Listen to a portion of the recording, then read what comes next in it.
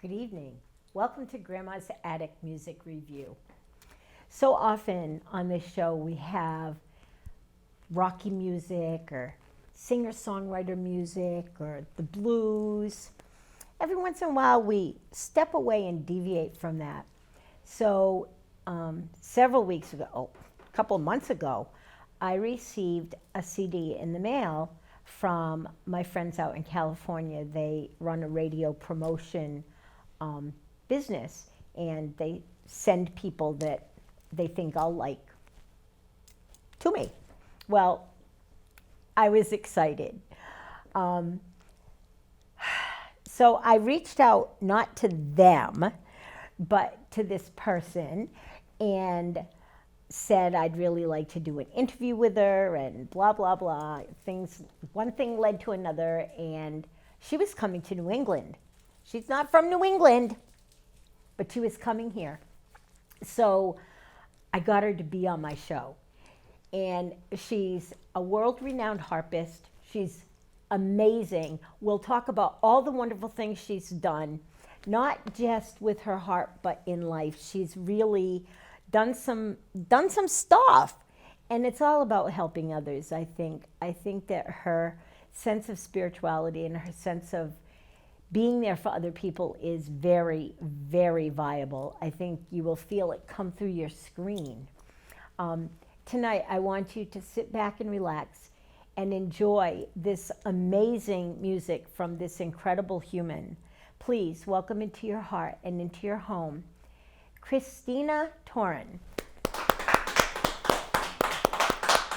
Thank you.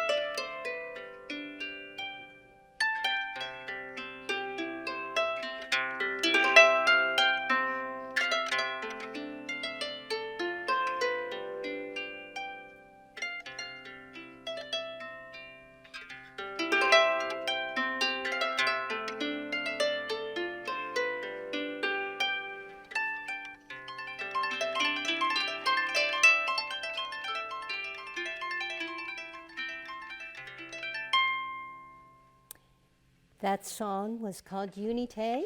It was a song I wrote back when Princess Diana passed away. Oh, wow. And I don't think of it as being a sad song. I think of it as the whole world came together that day. And it was on the television, and everybody was glued to the television. And we all were just waiting to hear what happened. So this one song, I often think to myself, wouldn't it be wonderful that if everybody in the world would come together again, Unite. So this is a small harp. This is a little harp that my granddaughter has now, and usually I play the big one. But right now I'm going to show you what you can do with a little harp, because it's not really that expensive to get one, and you might just like to do it. This is Clair de Lune.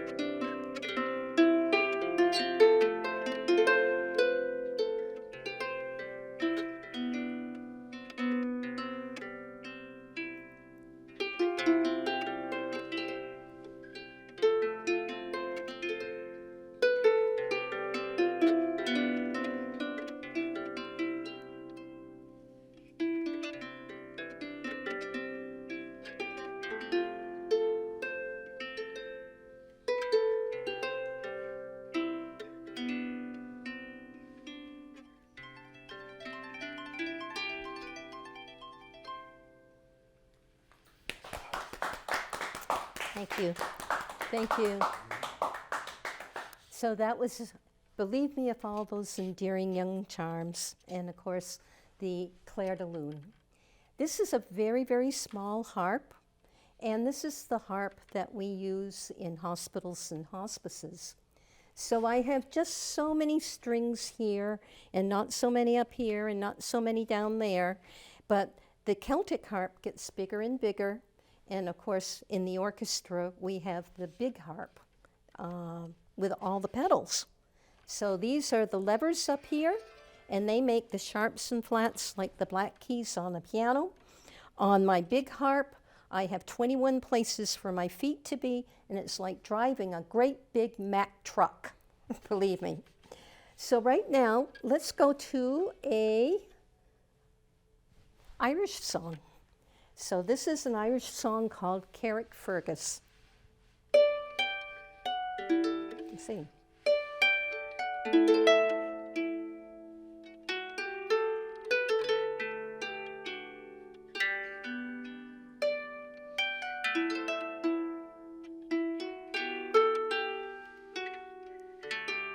And right now, I don't have enough strings. So we'll play another one, Mrs. Power.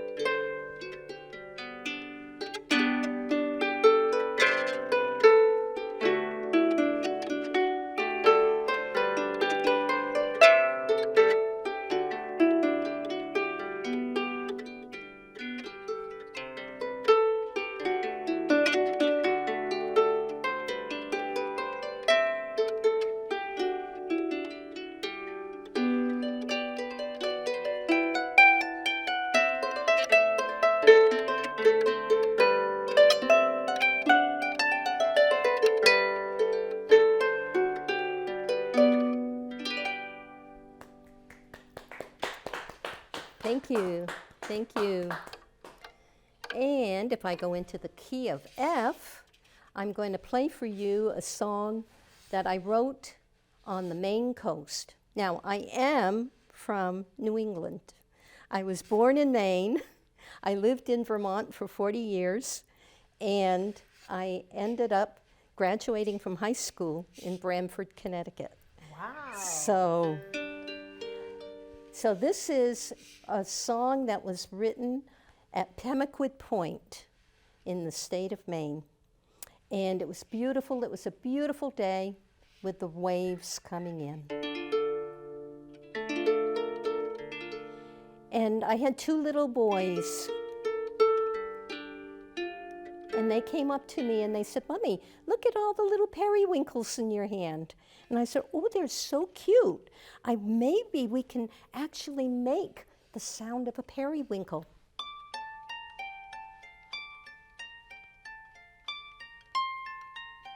And so they ran off and they were playing, and I was composing my song. And all of a sudden, the two little boys came back. "Mommy, we got periwinkles in our nose and periwinkles in my ears, and we can't get it out." We ended up in the hospital that day. That's a thing.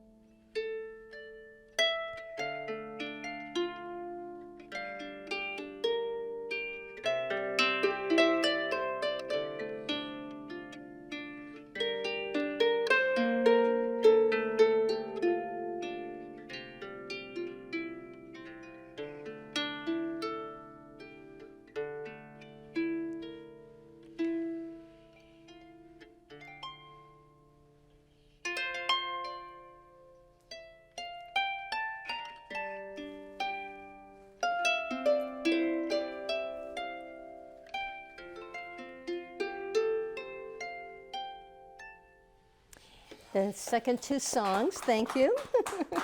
Thank you. The second two songs was called Tranquility, and I happened to be sitting in a stream in Ireland, and it was so hot, and I just had my feet just dangling in the water, and that song came to me.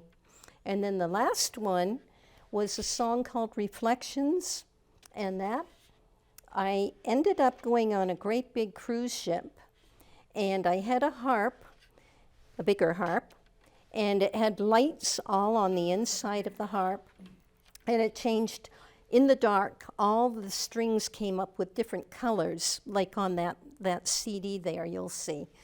And it had little crystals all over the soundboard, and in the back were fiberglass optics, and it lit up, and it looked like a Christmas tree. And so I played on the cruise ship at Cannes, France, and I could see all the reflection of the water coming up to the harp, and so it was called Reflections. So I do have some fun songs. I'll just close with the fun songs here. You can do whatever you want. You've got about 15 more minutes. Oh, 15 more minutes. Oh, my goodness. Okay. So these are some popular songs. I'll just play a little bit from each one, but I want to show you how you can actually play all different kinds of music on the harp. You can play classical, you can play Celtic, you can play your own compositions. And these are songs that you'll probably know. Okay, we're going to go back into another key. So this was made famous by a singer in Hawaii, somewhere over the rainbow, right? So, oh, and of course, Wizard of Oz. and the Wizard of Oz, right? Okay.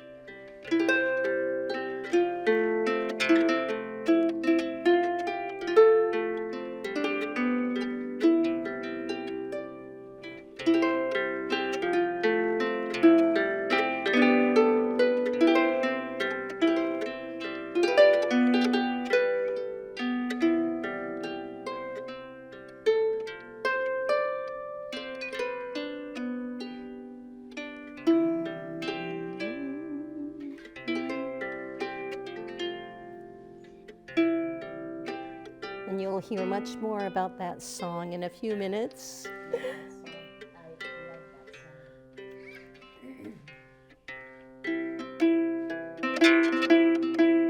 My dad loved this.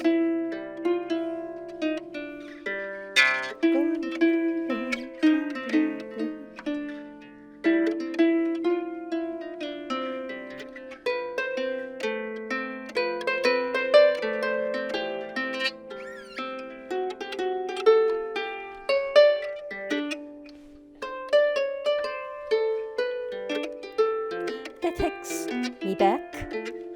Never thought my heart could be so yearning. Why would I decide to go?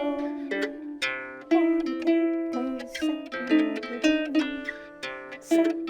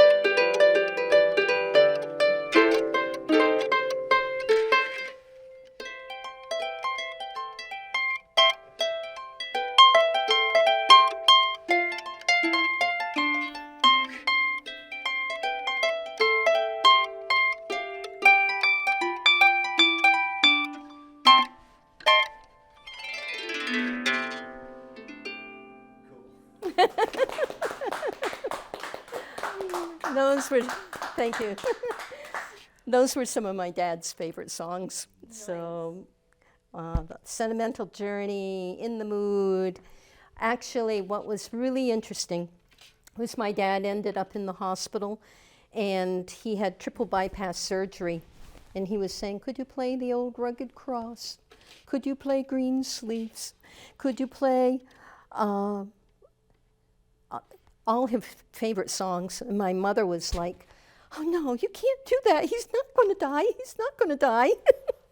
So I would play something like,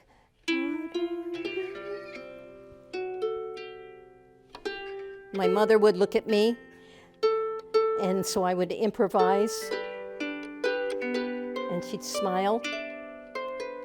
My father would look at me.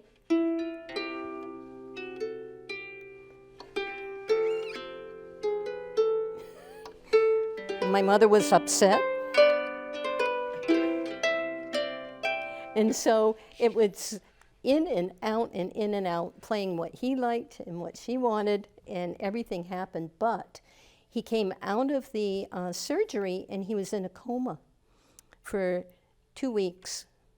And nothing. And I would play, Dad, Dad. He was already asleep. He did not need any sleepy music. And I started playing, and he started tapping his big toe. And the nurse said, keep it going.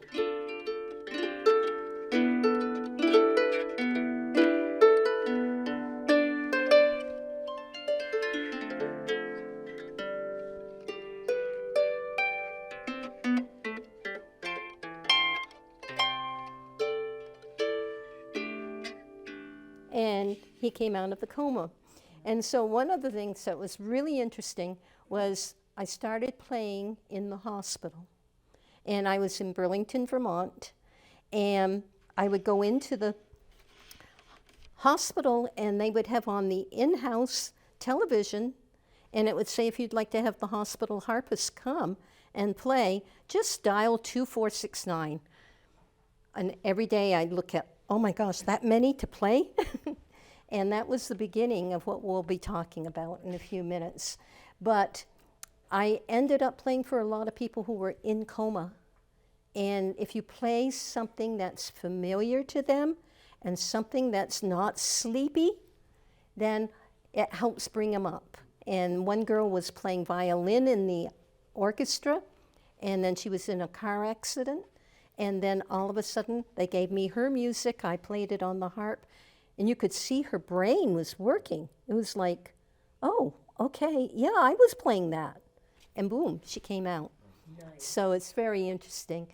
Harp music, you can do just about anything with it. You can carry a little harp like this. It's wonderful.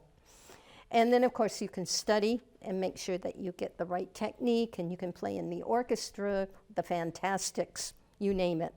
Awesome. Okay. You want to play one more song and then come talk to me? Sure. I was going to say, you couldn't have run out of music. I see all these CDs here, and one of them's a double disc, so I know you have more music than that. Okay, let's see.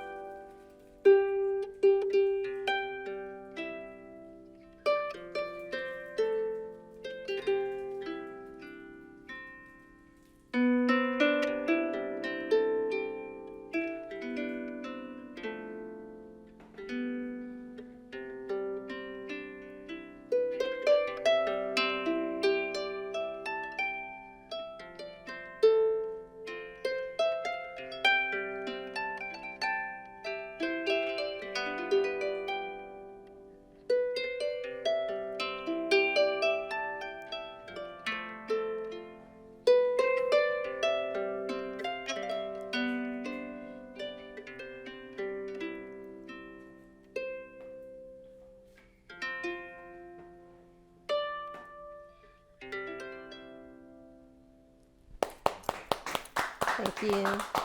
Thank you. So come on over and have a seat. Okay. So while Christina's getting over here, let me just remind you that we are in springtime. That means kids are out running around and running in the street. Pets are more apt to be out. When you're driving around, slow down. I saw an accident the other night in front of my house, and it was appalling because people didn't know how to drive. So please slow down. Keep your children and your pets in your eyesight so that you know what's going on.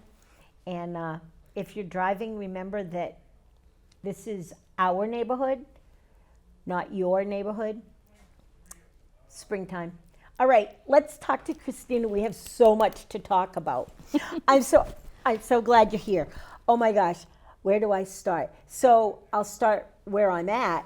When you played Edelweiss, I have seen The Sound of Music. I can't even count how many times. It's one of the top 10 movies in my movie of favorites, right? Yes. And I know that that's not one of the songs that people pull from that movie. That's right. But it really is. It's the Austrian national song. And it reminds me so much of so many things that my grandmother used to talk about when she was hanging out with the Von Trapp family. And then I found out that you used to play at the Von Trapp Acres, Von Trapp Lodge. Estate. Yeah, estate. So let's start there. We'll get that because the other stuff, in my opinion, this other stuff is more important. Okay. I mean, that's intriguing and fun. So let's talk about your relationship with the Von Trapps and being at the Von Trapp Lodge, and give us some history on that. In 1982, the lodge had burned down, and they built a brand new, beautiful lodge. And I got a telephone call, would you like to come and play? It ended up being 17 years, 6 nights a week. Wow, what a gig that was. 4 hours a night, and it was really good for the hands. Oh, I bet. Yeah. So so I played for Maria von Trapp for about 7 years, and she had a nurse practitioner with her, and she would come for dinner, and she was just about as far as the camera is right here, high camera, and she would, I'd be playing, and she'd go, "Come here," and I thought, "Ooh, is my dirndl too low? Is it too short? Is it what? Whoops." Right. And so I walked over, and she goes, "What was that song you just played?" And I said, "It's called In the Garden," not the hymn, Right. but In the Garden, a song that's special for the harp. Okay. And it's got all these beautiful chords rippling up and up and up. And she goes, "Go play it again." I said, "Okay." A little Okay. bossy, isn't she? She was very strong, very strong. I love her dearly. So anyway, I went and I played again. She goes, "Come back." And she said, "Do you see out there?"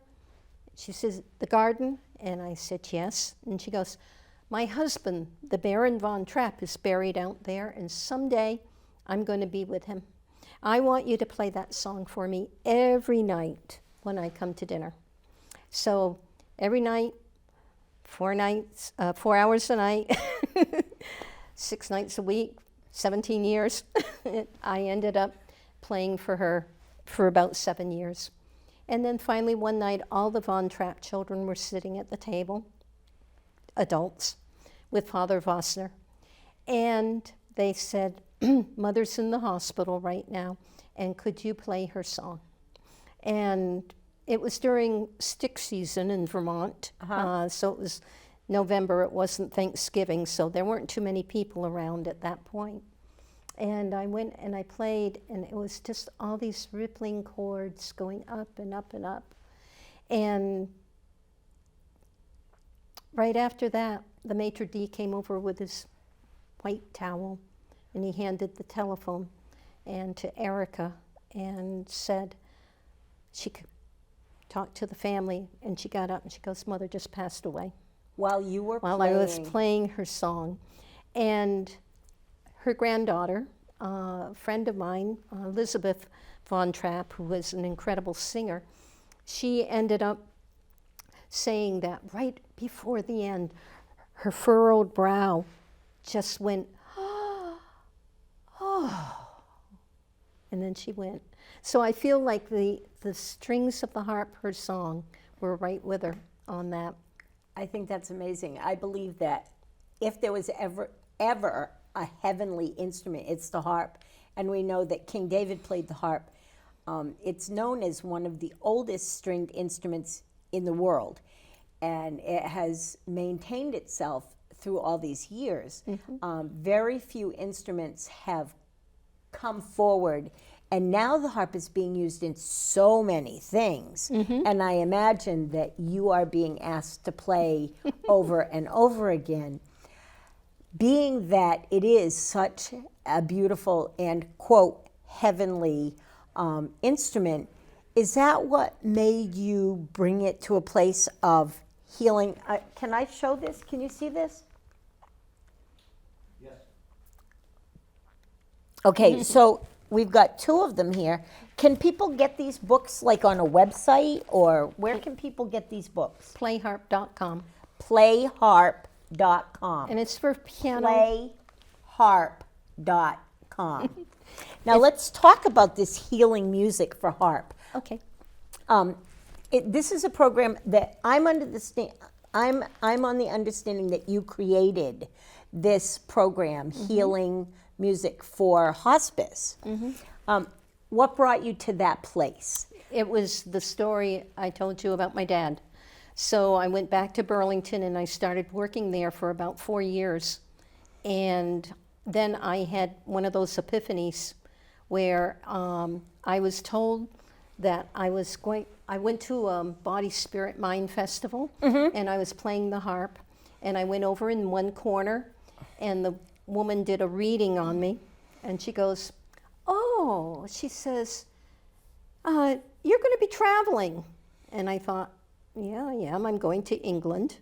She doesn't know that. And she says, and you're going to find your life purpose work there. And I thought, well, I hope so. So anyways, Now, she says, what age group were you in at that point when that happened? let's see, that was, the school has been going for 30 years, so it was, wow, it was about 35 years ago. I'm getting up there in age. We all are. Okay.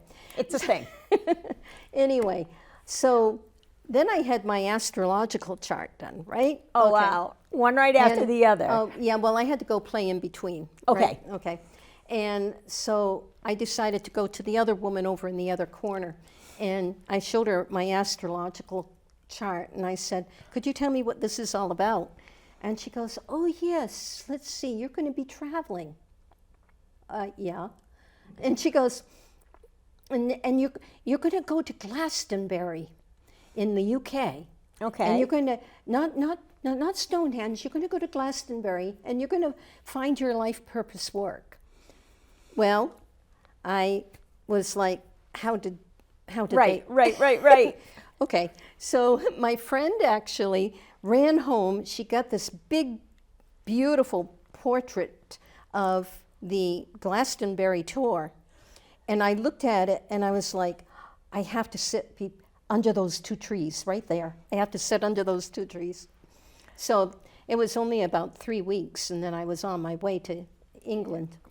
And I went there, and this guy comes along, and he goes, oh, he says, I had my little harp. He says, you play the harp. He says, oh, he says, I am a recorder. I'm an engineer. So he ended up recording me the Emerald Harp. And it's all songs of England, Ireland, and What? Oh, wait. there we go. England and Ireland and Scotland. Okay. Yep. That's awesome. And so he has been an incredible musician. His name is David Eastoe. And Now, he's- how many of these musical CDs have you done with him? He's been on, let's see, this was probably number 6, and Okay. I've done 17. So he's been probably on about 10 of them. Nice. Yeah.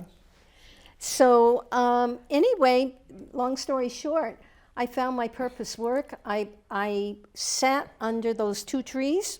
I looked up at Glastonbury Tor, and all of a sudden, there's this mathematical equation in the sky, and it says, if I play for so many people at that hospital in Burlington, Vermont, so many days, so many months, so many years, this many people will have the benefit of it. And people were really having a lot of benefit with the music. And all of a sudden it went away and everything came squared.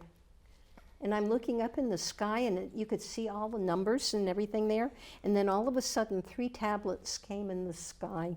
I didn't think I was going to tell you this today, but here we go. Here we go. And the very first one, I had started my master's in counseling and psychology because I couldn't go away for music therapy because my children were small.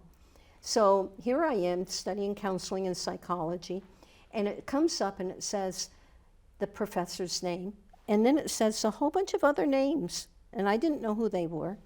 And then the second tablet came up, and it said resident kinesiology. And I had taken the program, resident kinesiology, understanding how vibrations affect the human body. So if you have a certain tone on Right. the harp, then it can vibrate a part of your body. And it had my teacher's name there, but then it had a whole bunch of other people, and I didn't know who they were. And then the third one, it said music therapy. And I was like, oh, I'd love to go in, to school to music therapy. Right. But it had the name of a music therapist that I knew. And so anyway, I was like, whoa, okay. And then it said the International Harp Therapy Program, and underneath. And it said a harp player for every hospital and hospice. So, and that was it. I went home, and my mother, who taught me the harp, she studied at Juilliard, and Right. She had been a harpist, harpist all your life. all my life. She put my high chair behind the harp, and all I could do was just sit there and pluck the strings when I was a little girl. Right. And so I said, Mom, if I do a workshop, will you help me with it? And she said, yes. That's absolutely amazing. Now, I knew that your mom had gone to Juilliard. She gained some infamy of her own with her harping. And then you just picked up where she left off and took it to a whole nother level with the healing. Do you find that your work in hospice does more than just give peace to our hospice guests, or do you feel like it's just there's a peace that it brings, but do you feel like it brings some healing also? I do. We've done a lot of research.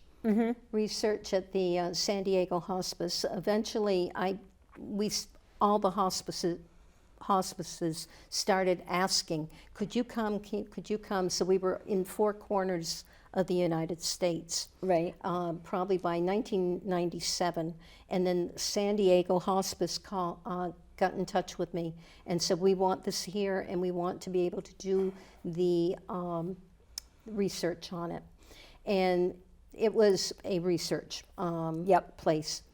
And since then, we have graduates from 34 countries, and they're working on 5 continents, including half Africa. And during COVID, we had people actually gowned down, going in and playing for people. The nurses and the doctors absolutely loved having them there. Right. And, loved ones couldn't be with their loved ones. Right. And essential personnel. Yeah. We were so important as essential personnel during COVID. Yeah. And music was one of the things that became not played. We couldn't go out and see music. And the people that were doing nursing homes and rehabs and hospices became essential personnel too. Yep. I had musicians that were gowning up to play in nursing homes because they had to. They needed to be there. Music is so essential, and I think, tell me if I'm wrong, the harp is one of the most revered instruments now when it comes to not just hospice care, but nursing homes, etc. Absolutely. And in our program, it's not just hospice, but the people that really have the ability to be with the person and be able to have the counseling, that the words that need to be used. And other people are more, they want to do more performing, like I just did some performances. And you can do that with, residents and senior homes and such. We have people working in oncology. We have people working with teens that are in support groups, veterans hospitals. We've been all over the place. Right. You are world renowned, and your program is, from what I can see, in every continent and certainly in most countries. Yep. How does that resonate in your heart and in your soul as to your, number one, your legacy, because it's definitely a legacy, but how does that make you feel in being connected to other people? How does that resonate with you? Music is the international language, and no matter where I go to Japan each year, I go to Australia, we're doing it in Hong Kong and Taiwan and China, and we're doing it all through, Europe and places like that. If you don't have the words to say, you have your eyes, you have your smile, and you have the sound. And the harp is just one of those amazing instruments. And the reason is because it's got a very pure sound. If I were to pluck one of those strings and you were to see it on an oscilloscope, it would be a figure-8 pattern, Right. right? And then it would go bing, and what you have there are overtones. If you were to do it on a guitar, bing, it goes all the way up and it comes down and it crosses down here. So you have higher overtones. And like with the piano, bing, it goes all the way down, comes up and goes down. But this is just about as pure sound as you can get. There's no such thing as pure sound. Otherwise it would be a circle. Right. But anyways, you know, the science of it is that it's just a very, very, that and the lyre, yeah. And those were all the instruments that they used during Greek times and in Egyptian times They were. for healing. Yep. And so, Absolutely. yeah, so it's something very, very old that's coming back. And one of the things that happened was that the small harp was banned in Ireland for quite a while. Now, The why king- is that? Because the harpers were going from house to house taking political information. Oh, boy. And so the king said, anybody that plays the harp is going to be beheaded.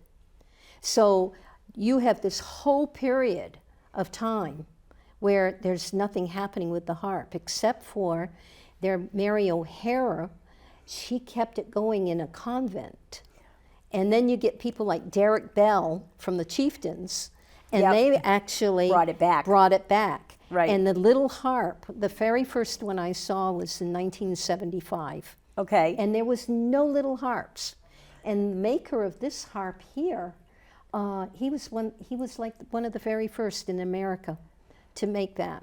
And then there was another person who went to Paraguay and saw a Paraguayan harp, and he came back and started it. And that was in the late 60s, early 70s. And Wow. now there's harps everywhere. Right. We've had a couple of harpists on the show. Sean O'Reilly plays a great big, you know Sean O'Reilly? Yeah. Sean O'Reilly is one of our favorite people. He actually plays around New London often, and he's got his big blue, and Yep. it's electric. It's And electric. he just goes off, Yep. and he has such a good time with it. So, yeah, so it's so much fun to watch him do his thing, and when I watch him as opposed to watching you, there's such a connection with you two harp players that I mean, like I said, I love Sean, and I'm going to grow to love you. I love your music. I love the way you play. I love the way you present. Let's tell people where they can see you. You're in New England. How long are you in New England for? Well, I've been here for a few days and Right. doing different things. I'll keep coming back because my family's here. Right, you know. right. But You'll keep coming back? yeah. But I think you're my last last Here, one. and then you're going, we have this. Yeah. Oh, you're going from here to But Midwest. Ohio Yeah. and Pennsylvania. Yeah. And so that will be in May, and then during July, August, you're going to France and Italy. yeah, I teach at the University of Milan. Nice. And teach the people in the music. And I finally went and got my music therapy degree after all those years, which was really good because there's two different ways. There's music therapy and there's therapeutic music. There is two different things. And they have different ways of doing it. So when I'm a music therapist, I work with children with, who are blind, who are deaf, who have autism. And then when I'm a therapeutic music, I work in the hospice and Right. the hospitals. So I have a friend, her name is Carolyn Brodzinski. You might know her too, but she plays the dulcimer Yes, and I think. does therapeutic music. Yes. And she's all over the place. So it's Yeah. all connected, and it's all so important. It's such important work. I could go on and on. Where can people get the books and the things? Say it again so that our listeners get it. So if they want one of your CDs or all of your CDs, they can just go get them. Playharp.com. Playharp.com. And Yes. you can find out more. And she has, are you there? Where am I? I don't know. They can't see it. But anyway, she's This got is, 17 CDs. 17 CDs. And her latest one, Angelic Harp Realm, is the newest one. It's beautiful. It's a 2 CD set. I've been playing it on my show on the radio. Check it out. And now I'm going to ask her the most important question. Will you take us out with a song? I will. I will. Thank you so much for bringing your peace, your love, your almost pure vibration to our show. I'm so grateful. And I'm even more grateful I get to spend a few more hours with you. So take us out with a song. Thank you so much, welcome. Christina. Whoops. Yeah, you'll want that. Oops, sorry. So, just so that people know if they're interested in learning how to play the harp, they'll find it at playharp.com, but the school is harptherapyinternational.com. Okay. And let's see, where are we here?